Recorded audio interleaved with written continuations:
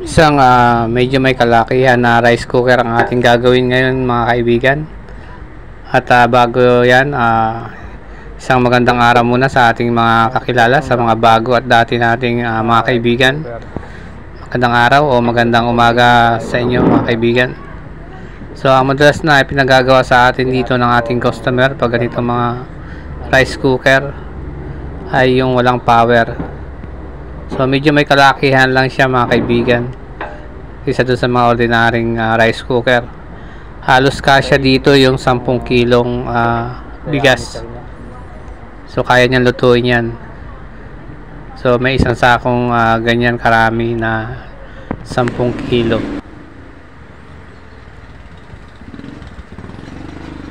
So madalas dito yung thermal fuse ang nasisira.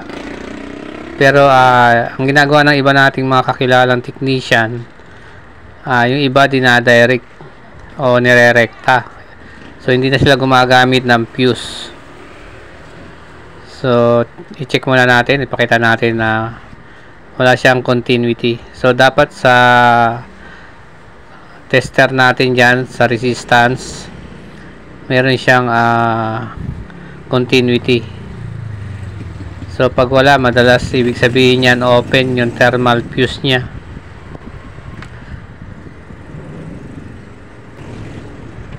So ito mga kaibigan, may kalakihan talaga siya. So bubuksan muna natin para makita natin yung loob.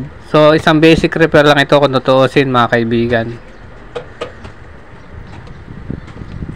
So doon sa sinabi natin na dinadirect o nirerekta yung pinaka fuse niya. So yan yung fuse niya, yung makikita natin yung kulay black na linya. So kung tutuusin, madali lang naman mag-direct yan kahit hindi ka gumamit ng o maglagay ng solid wire. So ang tanong lang dito kung safe ba siya.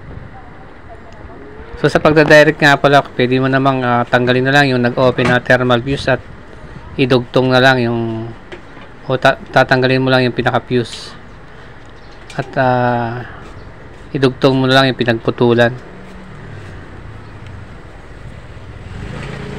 So tinitest muna natin yung continuity nito, yung pinaka heater nya.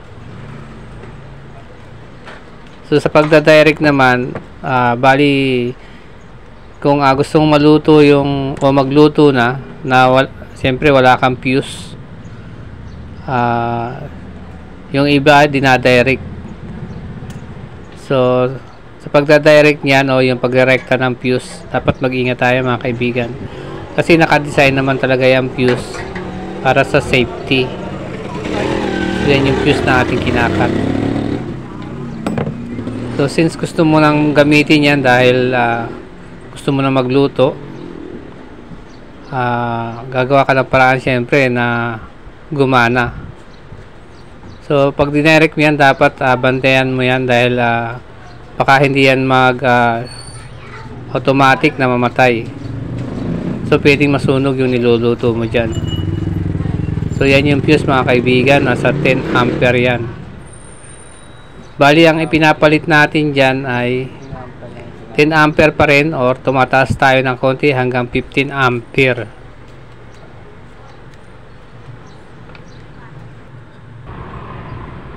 So ito yung ating ipapalit na thermal fuse, 15 ampere.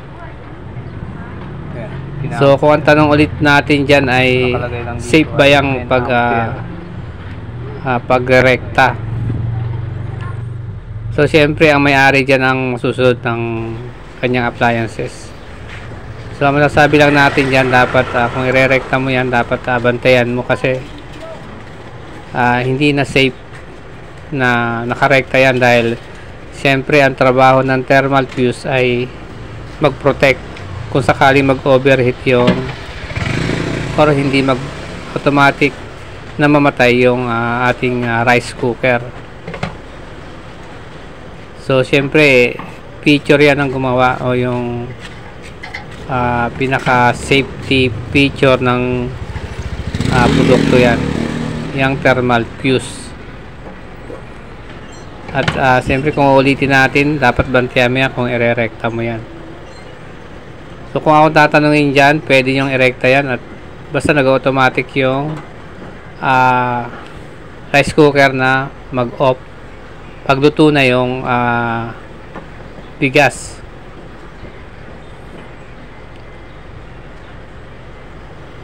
Pero syempre unahin natin yung ating safety. Kung makakabili ka naman o mapapalitan mo pagkatapos na magluto, palitan mo na lang ng thermal fuse. Mura lang naman yan, nasa 30 pesos humigit kumulang ang presyo ng isang thermal fuse.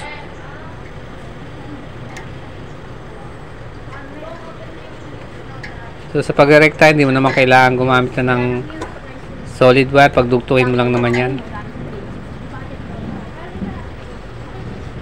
So sa mga ganitong mga appliances mga kaibigan, doble ingat kasi ito ay yung tinatawag na umiinit yan. So ang iniiwasan natin dyan ay mag overheat yan. At syempre kaya naglagay ng mga safety na parts tulad ng fuse para iwas aksidente tayo dyan. So yan mga kaibigan, balikinat lang natin yung nag-open na thermal fuse. So idudugtong lang natin yan doon sa tagkabilang dulo, tapos ibabalik natin. So kung may lalagay mo yung insulator na tinanggal, ibalik mo na lang. Ingatan lang natin na sumayad yung pinaka wire nya or yung open wire ng fuse dito sa body. So pwede kasi mag shorted dyan or makakuryente.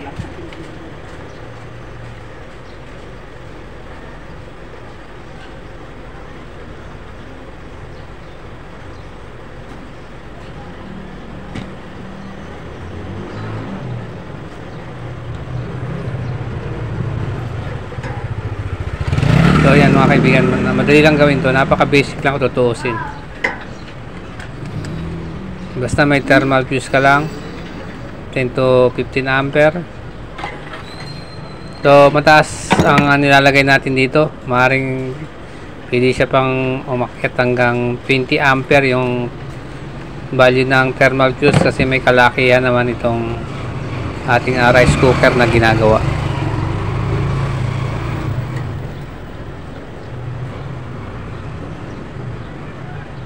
So, ibabalik lang natin yung insulator para hindi mag-shorted doon sa metal body ng rice cooker.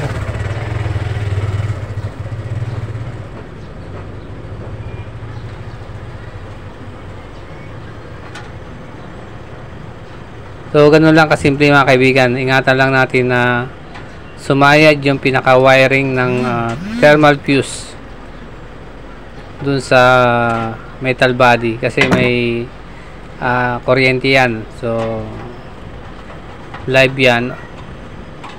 Kung sasayad or didikit siya dun sa metal, maaari tayo makakuryente niyan.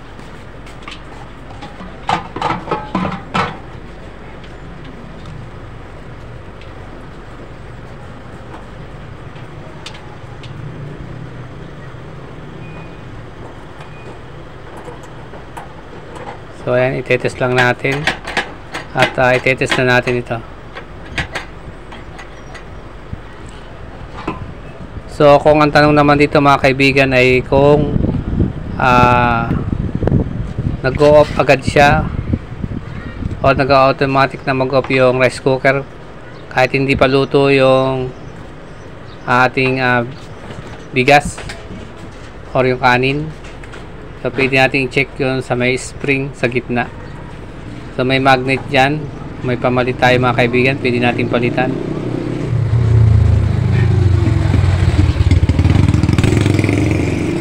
So isang pa nga pala na may bibigay nating idea dito mga kaibigan, yung madalas nangyayari yung madalas mag-open yung thermal fuse nya. So sa ganito mga kaibigan, sa pagkakaalam natin, bali yung nichrome wire na tinatawag ang nagpapainit dito. Maaring hindi na maganda yung condition niya, kaya sobrang init na siya. So kaya nag-o-open madalas yung pinaka fuse niya. So yun lang mga kaibigan, at sana nakapagbigay ako ng idea kung paano i-repair ang isang rice cooker. At kung napadaan ka lang sa aking video kaibigan, pa-like na lang at pa-subscribe. Maraming salamat at isang magandang araw. Ipakikita lang natin na nagka-power na siya at i-test lang natin na saglit.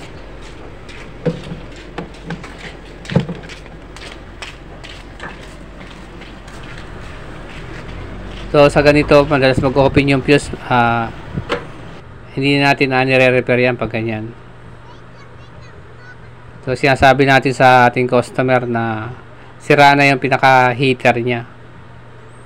So i-test natin mga kaibigan. So pakikita lang natin dito na nag-power na itong ating ginawang rice cooker na medyo may kalakihan.